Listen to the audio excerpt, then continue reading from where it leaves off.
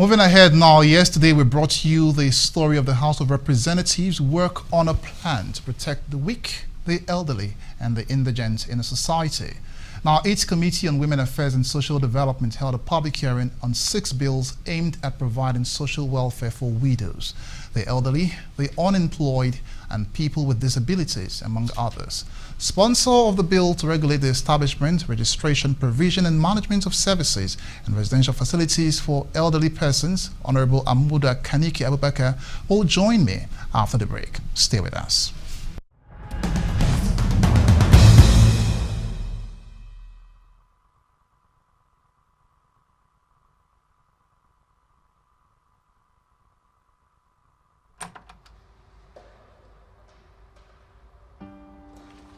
There is nothing as symbolic as a door. It shuts to protect you and opens to give you much more. Everyone wants to succeed, not just count pennies. When life gets tough, I remember a few things. Difficulty and struggles are part of what life brings. Your strength comes from the support around you. A true friend believes in what you do, there to hold your hand through any weather. I found my partner, and we walked through doors together. Diamond, your bank.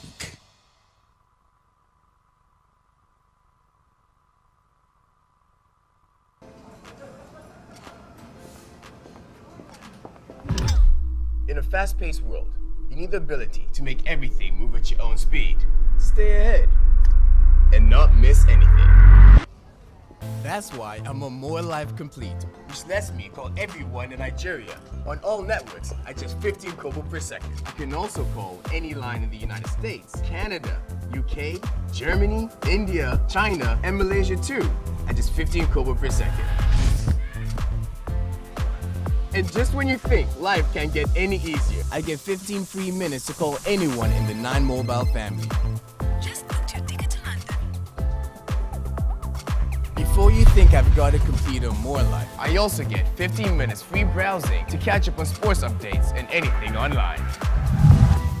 Now that's what I call the complete package.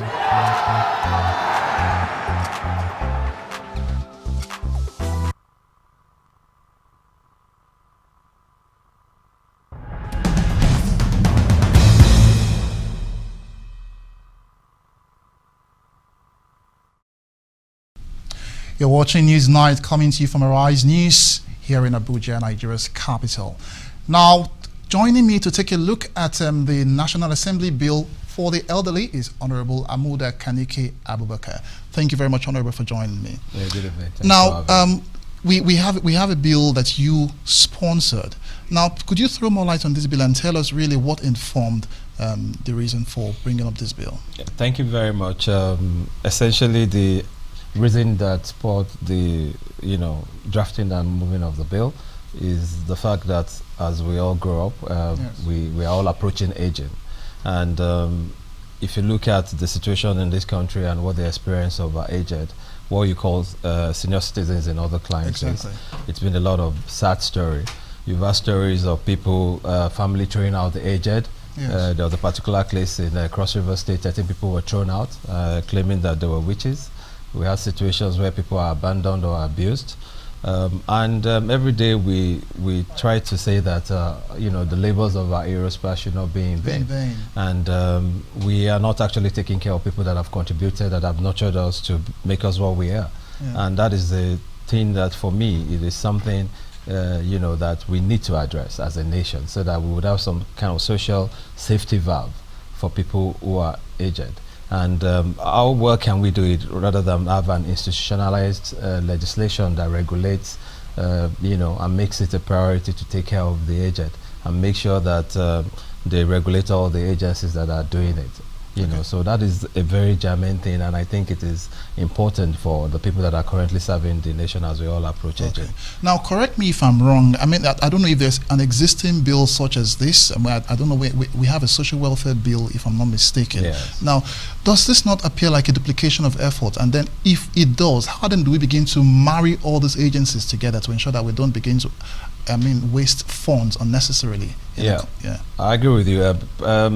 There's no robust legislation about regulation of the creation of residential areas for the aged, or looking out for the interest of the aged so that they will not be abused. Yes. The legislation is not robust. So what this bill seeks to address is to make sure that we institutionalize and create appropriate legislation that covers everything, starting from who can operate an elderly people's home, what do you need to have, what are the circumstances, who are the professionals that should take care of them, and what are the punitive actions that you need to take if the vulnerability is sort of exploited. And those are the things that we felt that you need to have something empirical and something institutionalized to make sure that the aged are well cared for and tended. Again, we know, because we're all conscious of cost and everything. Anytime you move a bill, there's always the issue of, why should we be creating a new line of revenue? Exactly. You see, it is a constitutional matter. Section 16(2)(d) of our constitution mandates that we must provide appropriate residence and care for people who are aged and vulnerable in our society. It is also part of the United Nations Charter in 1982, which Nigeria signed to as a member state. So these are basic principles of fundamental human rights. Now, I know that there are facilities in existence already taking care of the elderly. Now, would you say that you're bringing this bill up because, it has not adequately covered that area in taking care? I think they have not been properly regulated. Right now, religious bodies and NGOs are, in the business of trying to care for the elderly. We want to take it beyond that. Again, Nigerian family system is moving from being extended to being nuclear. And you see, there is a lot of problem. If you have an aged person like I have, you know what it takes to try and provide the relative care for them. Because due to the challenge of the economy, we're all striving to meet our basic needs and financial needs. So now what happens really is that we leave a lot of our aged people to be abused or left alone or abandoned.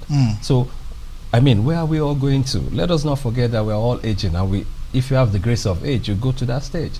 So whatever we do unto our own parents, our kids are watching. Very true. So we need to put something deliberate to make sure that when you age in this country, you're not necessarily abandoned. So that is why we feel we should do all these things, legislate it, so that even when you have government can now support. Then we are trying to also encourage the private sector to see it as a business.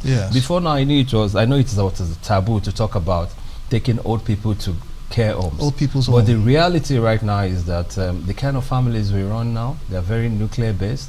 We need to make sure that we even extend the private sector to invest in caring for the aged. All right, thank you very much, Honorable. Well said. Thank you so much for coming on Newsnight. Thank you very much.